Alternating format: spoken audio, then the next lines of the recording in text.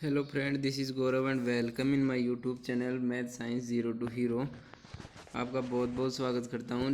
पिछले वीडियो में हमने डिस्कस किया था मात्रकों के बारे में, यूनिट। इस वीडियो में डिस्कस करने वाले हैं राशियों के बारे में। राशियाँ दो प्रकार की, सदिश और अदिश। इसके बारे में आगे डिटेल से पढ़ेंगे। इससे पहले ये यूट्यूब चैनल के बारे में कुछ जनरल क्वेरीज हैं जिन्हें आप देख पा रहे हो।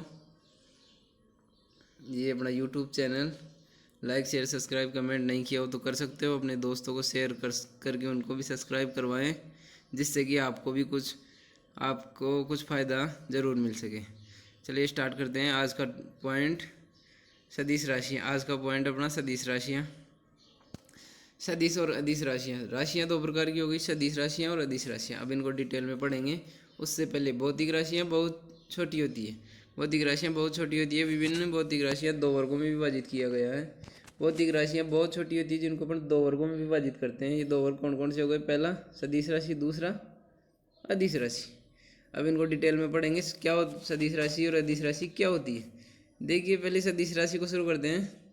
Let start the point. सदिश राशि। सदिश राशि वेक्टर क्वांटिटी। वेक्टर क्वांटिटी वे भौतिक राशि जिन्हें व्यक्त करने के लिए परिणाम की तो आवश्यकता होगी ही होगी, और इसके साथ साथ अपन को दिशा की भी आवश्यकता होगी। यानी कि किसी भौतिक राशि को व्यक्त करने के लिए परिणाम की तो आवश्यकता होती है। परिणाम की तो आवश्यकता होती है, उसके साथ साथ यदि किसी भौतिक राशि को व्यक्त करने के लिए दिशा की भी आवश्यकता हो तो वह भौतिक राशि कौन सी राशि कहलाएगी? सदिश राशि कहलाएगी। मतलब परिणाम तो चाहिए, इसके साथ दिशा भी चाहिए। जैसे विस्थापन हो गया, वेग हो गया, त्वरण, बल, विद्युत क्षेत्र, चुंबकीय क्षेत्र, कोणीय संवेग, ये सब सदिश राशियाँ हो गई।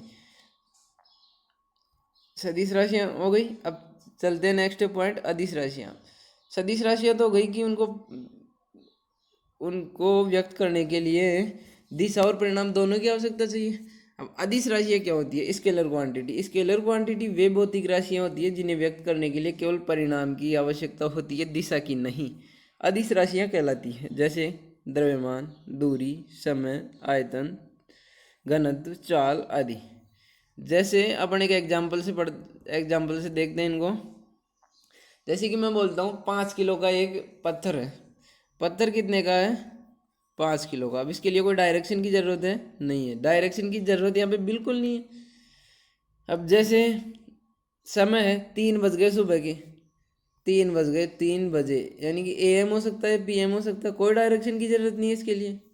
तो समय कैसी राशि हो गई? अदिश राशि हो गई। चलते नेक्स्ट पॉइंट की तरफ।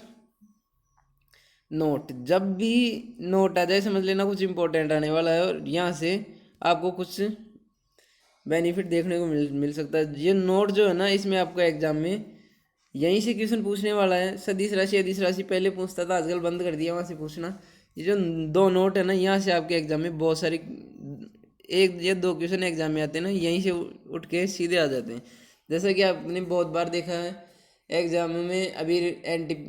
अभी पिछली बार जो NTPC लगा था उसमें, या फिर लोको पायलट की जो एग्ज़ाम लगी उसमें, ग्रुप डी में, सभी में बार बार रिपीट होने वाला क्वेश्चन है, विद्युत धारा कैसी राशि है? विद्युत धारा सदिश है या अदिश है? तो यहाँ से देखते हैं इसको। नोट नंबर 1 क्या कर रहा है? यदि किसी भौतिक राशि को व्यक्त करने के लिए दिशा और परिणाम दोनों की आवश्यकता होती है तो वह सदिश राशि कहलाती है। ऊपर पढ़ा आपने ये। लेकिन कभी कभी कुछ भौतिक राशियाँ सदिश नियमों का पालन नहीं करती है। सदिश नियमों का पालन नहीं करती है, उन्हें अदिश राशियों के साथ रखा जाता है। उदाहरण के लिए विद्युत धारा। अब विद्युत धारा में वैसे तो दिशा भी होती है, परिणाम भी होता है, पर इसमें जो सदिश के नियम होते हैं ना, सदिश के 3 नियम होते हैं। कौन कौन से? सदिश त्रिभुज का नियम, समांतर चतुर्भुज का नियम और बहुभुज का नियम। जो सदिशों का जो योग होता है ना, उसके 3 नियम है। तो तीनों में से किसी नियम का पालन ये विद्युत धारा नहीं करती है, तो इसको अदिश राशियों के साथ रखा गया है। तो अपन क्या कह सकते हैं यहाँ से कि अपन यहाँ से कह सकते हैं कि विद्युत धारा अदिश राशि है। अब इसको समझने के लिए पहले अपन समझते हैं सदिशों के योग के नियम। तो सदिशों के योग का पहला नियम है त्रिभुज का नियम। ये कोई त्रिभुज हो गया, ये कोई ट्राइंगल हो गया अपना, जो थीटा कोण पर है, ABC कोई त्रिभुज हो गया जो थीटा कोण पर बना हुआ है। इसमें ये AB भुजा हो गई, यहाँ से इसका डायरेक्शन ये, और BC भुजा का डायरेक्शन, मतलब दोनों भुजा क्रमागत डायरेक्शन दिशा में चल रही है। तो ए बी जो दिशा है ना ये हो गया ए वेक्टर, और बी सी दिशा का सदिश क्या हो गया बी वेक्टर।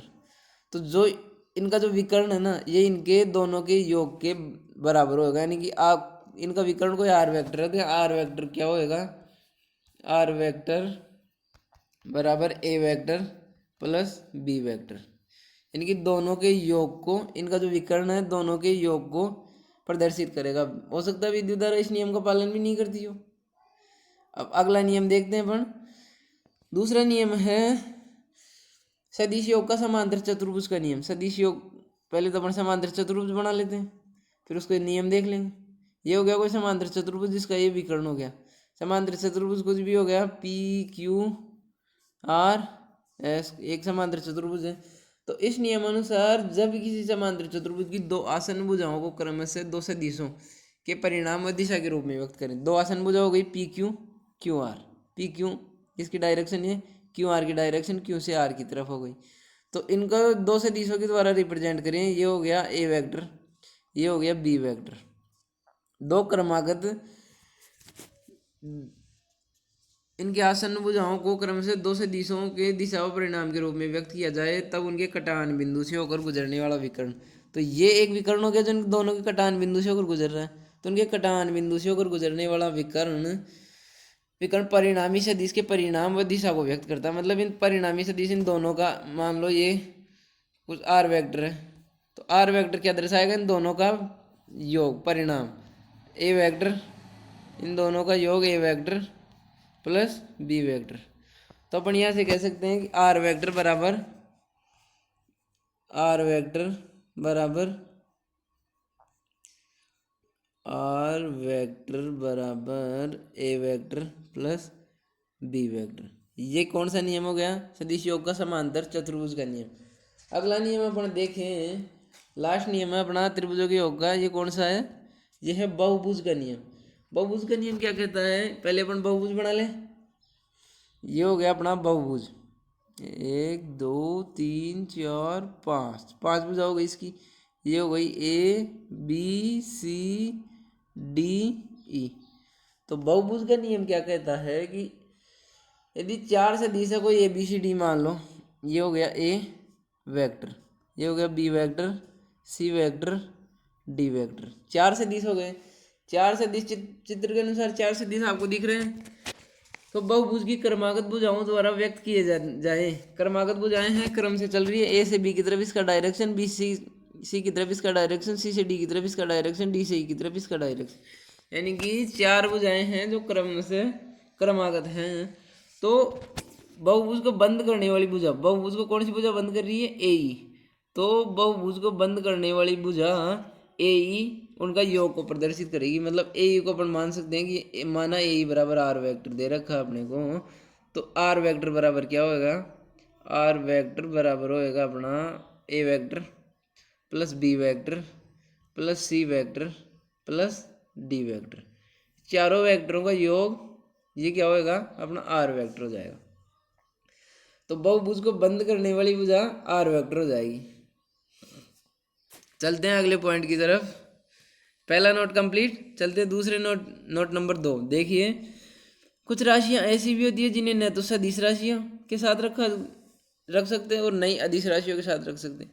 अब ऐसी राशियों को प्रदिश राशियां कहते हैं। अब प्रदिश राशियां मतलब कुछ राशियां ऐसी हैं जिनको न तो अपन सदिश बोल सकते हैं, नई अदिश बोल सकते हैं। तो इनको सदिश और अदिश दोनों के साथ क्यों नहीं रखा गया है, इनको दोनों के साथ इसलिए नहीं रखा गया क्योंकि इनका परिणाम प्रत्येक दिशा के साथ, इनका जो परिमाण है ना वो प्रत्येक दिशा में बदलता रहता है। इनकी डायरेक्शन चेंज किया तो इनका मैग्नीट्यूड भी चेंज हो गया। इसलिए इनको न तो सदिश कह सकते और न ही अदिश कह सकते। जैसे एग्जाम्पल देखते अपन, प्रतिबल, जड़त्व, आघूर्ण, चुंबकशीलता आदि इसके कुछ एग्जाम्पल है। तो इनको याद रखना क्योंकि यहाँ से डायरेक्ट क्वेश्चन आता है निम्न में। जैसे क्वेश्चन आया अभी लोको पायलट के एग्जाम में, प्रतिबल निम्न में से कौन सी राशि है, सदिश अदिश दोनों, इनमें से कोई नहीं। अब क्या करना है अपने को, इनमें से कोई नहीं। राइट आंसर क्या हो जाएगा यहाँ पे, डी।